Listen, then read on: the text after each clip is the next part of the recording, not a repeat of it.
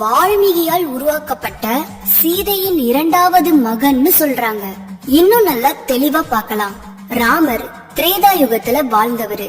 அப்போ தாய் சீதையை ராவணன் இலங்காபுரிக்கு கடத்தி சென்றது எல்லாருக்கும் தெரிஞ்சது. சீதை பிராட்டியை ராமன் ராவணனிடம் சண்டையிட்டு போர்ல வென்று மீண்டும் சொந்த ஊருக்கு அழைத்து வந்தாரு.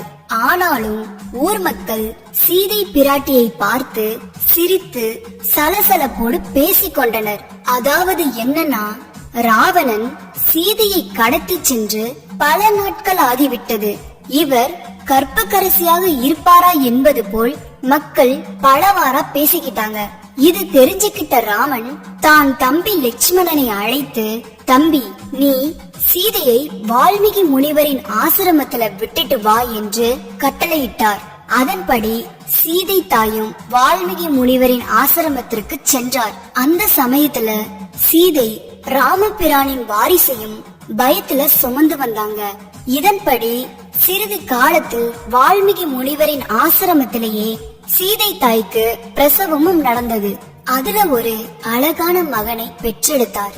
அவனுக்கு லவன் என்ற பெயரையும் வைத்தார். இப்படி இருக்க ஒரு நாள் தன்னோட மகன் லவனை வால்மீகி முனிவரோட பாதுகாப்புல விட்டுட்டு சீதை தண்ணீர் எடுக்க குளத்து பக்கம் போயிருக்காங்க. அந்த நேரம் வால்மீகி முனிவர் குழந்தை இருக்கிறத மறந்துட்டு தியானத்துல போயிடுறாரு. அப்போ சில மணி நேரம் கழித்து தியானத்துல இருந்து கண் முழிச்சு பாக்குறப்ப குழந்தைய காணோம்.